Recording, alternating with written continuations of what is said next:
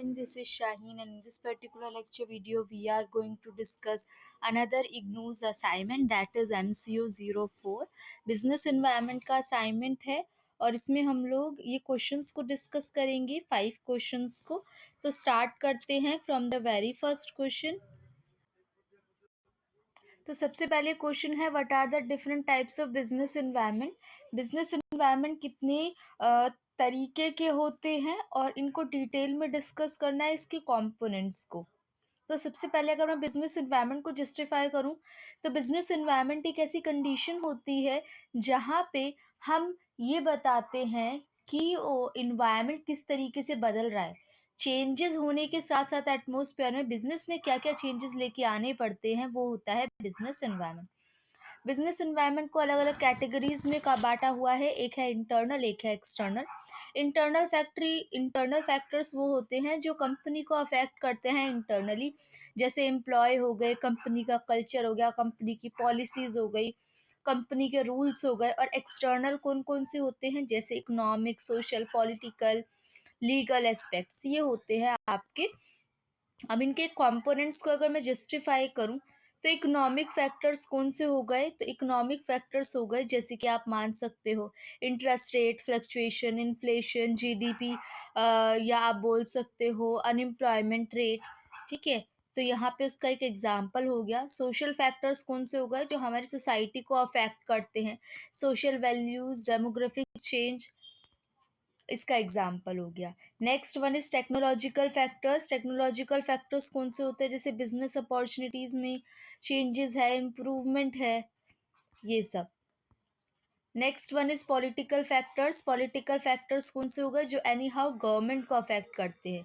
Government को affect करने वाले, जैसे गवर्नमेंट की पॉलिटिकल स्टेबिलिटी, इंटरनेशनल रिलेशन, बाहर की कंट्रीज के साथ हमारे किस तरीके से ट्रेड रिलेशन है, investment decision, market access.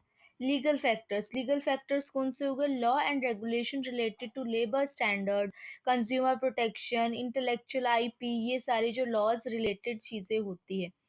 Competitive factors कौन से हो गए, जो कि किए जाते हैं मार्केट प्राइस, या ऐसी चीज़ें जो कि कॉम्पिटिटर से आपको क्या करेंगी, आगे रखने में हेल्प करेंगी। स्वॉट एनालिसिस भी इसके अंदर आता है। अब how business respond to environmental changes, कैसे बिजनेस इन्वायरमेंट अफेक्ट करता है इससे, तो स्ट्रेटेजिक प्लानिंग होती है। ठीक है, प्रॉपर तरीके से, जैसे मैंने अभी एक आपको एग्जांपल दिया, स्वॉट analysis, strength, opportunity, weakness, threat, इन सबको एनालाइज किया जाता है। नई नई इनोवेशंस लगाई जाती है, नए नए तरकीब लगाए जाते हैं कि any how you have to lead with your competitor. Market में रिसर्च की जाती है, इन्वायरमेंट की सस्टेनेबिलिटी की बात होती है।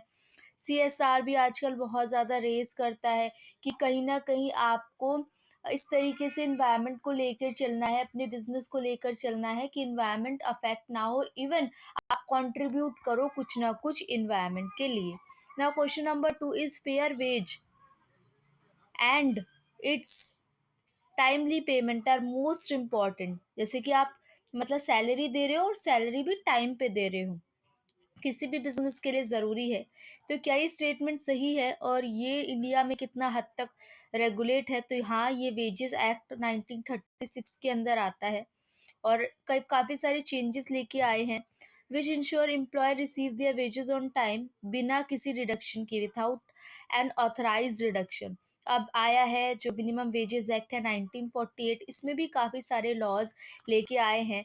जो 36 वाली थी वो टाइमली पेमेंट की बात करती थी, ऑथराइज रिडक्शन ओनली, सिर्फ और सिर्फ ऑथराइज रिडक्शन होगी, जिसमें आप स्टेशनरी पेमेंट की preventing arbitrary deductions by employer. Mode of payment किस तरीके से करोगे, नोट्स, कॉइन्स या बैंक ट्रांसफ़र, आप किसी तरीके से पेमेंट करोगे। इन्फोर्समेंट मैकेनिज्म, कि अगर आप अनपेड हो तो क्या क्या आपको लीगल आप एक्शन ले सकते हो। कि aspects of minimum wages act, और अब जो एक्ट आया है 1948, वो क्या करता है, मिनिमम वेज फिक्सेशन की भी बात की गई है कि एटलीस्ट इतना तो पर पर्सन इतनी इनकम होनी चाहिए। Scheduled employment, revision and adjustment, जिसमें आपका क्या बताया गया है, minimum wage based on economic condition. और जो दूसरे रिस्पेक्टिव हैं वो है wage ceiling, role of labour commissioner, कुछ और पॉइंट्स हैं जो कि इसमें ध्यान रखने वाले हैं कि क्या-क्या चैलेंजेस है। इन सबको आप कह तो देते हो कि ये इम्प्लीमेंट हो गए, लेकिन एक्चुअल रूट बेसिस पे, बेसिक लेवल पे ये काम कर रहे हैं या नहीं, ये चेक कर पाना बहुत ही मुश्किल हो जाता है। Concept of fair wage, collective bargaining, ये सब इसके पॉइंट्स हैं।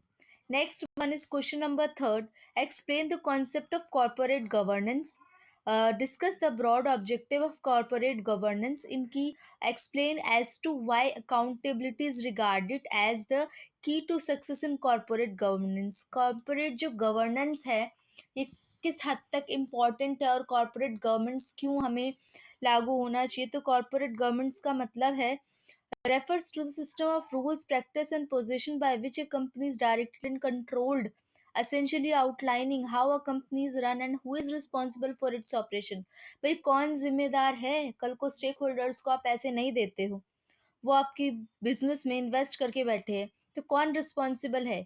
ये सब चीज़ों को जो डिफाइन करती है वो बताती है कॉरपोरेट गवर्नेंस। इसके कुछ ऑब्जेक्टिव्स भी हैं। क्या इसके की एस्पेक्ट्स हैं? तो अगर मैं बात करूँ तो स्टेक होल्डर का फोकस रहता है। अगर आपकी कंपनी अच्छा करेगी तो स्टेक होल्डर्स और पैसा लगा सकते हैं, शेयर होल्डर्स आपकी कंपनी में इन्वेस्ट करेंगे, तो उन लोगों को कहीं ना कहीं एक्सपेक्टेशन रहती है। Board of director, the board of director play a central role in overseeing corporate governance, setting strategic direction and monitoring। ध्यान भी रखेंगे। इथिकल कंडक्ट, ये आपकी जिम्मेदारी भी हो जाती है, ये आपकी इथिकल जिम्मेदारी भी हो जाती है कि आप बिजनेस को एक लॉन्ग रन में, एक लॉन्ग सिनेरियो में प्रॉफिटेबिलिटी की तरफ लेके जाओ। ब्रॉड ऑब्जेक्टिव की बात करूं तो शेयर होल्डर को आपको क्या करना, मैक्सिमाइज वैल्यू करना, क्योंकि कहीं ना कहीं उन्हीं की वजह से आपका बिजनेस रन कर रहा है। ट्रांसपेरेंसी है, कहीं ना कहीं आप लोगों को बता सको कि हाँ हम इस तरीके से काम कर रहे हैं, सब चीज़ें डिस्क्लोज करो। अकाउंटेबिलिटी एंड रिस्पॉन्सिबिलिटी दोनों ही इम्पॉर्टेंट है। अगर आप किसी को अथॉरिटी दे रहे हो, एक पावर दे रहे हो, then you are responsible for that.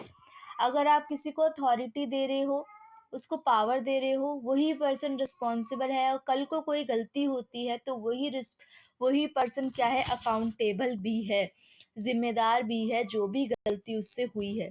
Risk management, risk को ऊपर नीचे करना, रिस्क कम करना, मिटिगेट करना, क्योंकि रिस्क को हम ख़त्म नहीं कर सकते। कॉरपोरेट सोशल रिस्पॉन्सिबिलिटी भी इसी के अंदर आ जाती है। अब एक नॉर्मल सा सिनेरियो है कि ट्रस्ट बिल्डअप कर पा रहे हो आप किसके बीच में, इन्वेस्टर, कस्टमर्स, एम्प्लॉय के बीच में, अच्छा डिसीजन ले सकते हो आप। अर्ली डिटेक्शन प्रॉब्लम, अगर कोई भी प्रॉब्लम आपके बिजनेस में आ रही है तो उसको आपको कंप्लीट कर सकते हो टाइम पे। लीगल एंड रेगुलेटरी कंप्लाइंस, इससे आपकी कंपनी की रेप्यूटेशन इंक्रीज होगी। ठीक है। Next is fiscal policy, monetary policy को डिफाइन करना है, उसके ऑब्जेक्टिव्स और इम्पोर्टेंस फॉर द कंपनी। फिर जो फिस्कल पॉलिसी होती है गवर्नमेंट के ऊपर होती है। गवर्नमेंट यूज़ करती है taxation and spending to influence the economy. Economy में कितना खर्चा करना है गवर्नमेंट डिसाइड करती है, कितना खर्च करना है, कहाँ कहाँ पे अपने नए नए प्रोजेक्ट्स लगाने हैं। जबकि मॉनेटरी पॉलिसी होती है जो कि सेंट्रल बैंक के हाथ में होती है। मनी की कितनी सप्लाई होनी चाहिए कंट्री में, कितना मनी फ्लो होना चाहिए, मनी की शॉर्टेज तो नहीं हो रही, इन सब चीज़ों के बारे में मॉनेटरी पॉलिसी ध्यान रखती है। फिस्कल पॉलिसी में क्या चीज़ें आती है, फिस्कल पॉलिसी के अंदर आती है आपकी अगर मैं बात करूँ तो economic growth, income distribution, budget stability, budget maintain रहे, government spending, taxation, transfer payments. और मॉनेटरी पॉलिसी के अंदर आपके सारे जो CRR, SLR है ना, bank rate, repo rate, reverse repo rate, ये सब आ जाते हैं। प्राइस स्टेबिलिटी, इसके ऑब्जेक्टिव होते हैं प्राइस स्टेबल रहे, इकोनॉमिक ग्रोथ रहे, फाइनेंशियल स्टेबिलिटी रहे। देखो आप जो भी असाइनमेंट प्रिपेयर कर रहे हो तो उसकी आपकी रिस्पॉन्सिबिलिटी भी बनती है कि एटलीस्ट आप सब कुछ नहीं पढ़ रहे तो थोड़ा बहुत आपको पता होना चाहिए असाइनमेंट के बारे में कि आप लिख क्या रहे हो। ऐसा ब्लाइंडली फेथ करके आप असाइनमेंट को नोट डाउन करोगे तो ये कहीं ना कहीं आप लोगों के साथ भी एक तरीके का क्या हो जाएगा, नुकसान होगा आप लोगों को भी। स्टेबलाइजेशन, पूरा मत पढ़ो, लेकिन एटलीस्ट बेसिक बेसिक पॉइंट्स आप लोगों को पता होनी चाहिए, एग्जाम में भी आपके काम आएंगे। इनके डिफरेंसेस क्या होते हैं? तो नॉर्मल सा सिनेरियो, फिस्कल पॉलिसी गवर्नमेंट करती है जबकि मॉनेटरी पॉलिसी सेंट्रल बैंक करती है।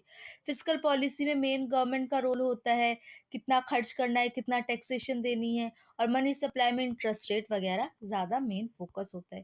Last question is what is trade related aspect of intellectual property right? Trips क्या है और क्या इसका इम्पैक्ट पड़ता है इंडियन इकोनॉमी में? तो ट्रिप्स क्या होता है? एक इंटरनेशनल एग्रीमेंट है जो कि बनाया गया है डब्ल्यूटीओ के अंदर, जो कि आपके मिनिमम स्टैंडर्ड सेट करती है इंटेलेक्चुअल प्रॉपर्टी के लिए, आईपी के लिए, जिसके अंदर आपके patent, copyright, trademark, geographical indication, जैसे किसी भी एक पर्टिकुलर जगह का कोई चीज़ फेमस है, जैसे आगरा का पेठा, बनारस की साड़ी, तो ये एक तरीके से आईपी है। ये उस जगह की एक तरीके से अथॉरिटी दे दी गई है, पावर दे दी गई है कि ये वहाँ का ही फेमस है। TRIPS has significantly impacted the pharmaceutical industry, particularly by increasing the cost of medicine due to stricter patent protection, while also potentially boosting domestic research and development in certain areas. कुछ की points है जो कि इसमें impact करते हैं। Pharmaceutical पे क्या इम्पैक्ट पड़ा ट्रिप्स का? Boosting innovation, concern over access to medicine, impact on traditional knowledge, balance, एक तरीके से बैलेंस एक्ट करके रखता है, बैलेंस मेंटेन करके रखता है। ओवरऑल बताया गया है कि जो ओवरऑल ट्रिप्स है has the potential to stimulate innovation in India. इसका जो इम्पैक्ट है वो कहाँ कहाँ पे कैसे कैसे पड़ा, वो सब चैलेंजेस यहाँ पे मेंशन कर दिए गए। That is all about this lecture, जिसके अंदर हम लोगों ने MCU 04 पूरा डिस्कस कर लिया है। असाइनमेंट डिस्कस करेंगे next assignment next lecture video में। तब तक आप लोगों की रिस्पॉन्सिबिलिटी है, चैनल सब्सक्राइब करो, शेयर करो video as more as possible. PDF आप लोगों को मिल जाएगी, पीडीएफ के लिए कमेंट सेक्शन में मेंशन करना। मैं टेलीग्राम चैनल पे टेलीग्राम का लिंक भी प्रोवाइड कर दूंगी, उस पर आपको प्रोवाइड कर दूंगी पीडीएफ। बाकी आप लोगों से मिलते हैं नेक्स्ट लेक्चर वीडियो में। Thank you for watching and be happy students.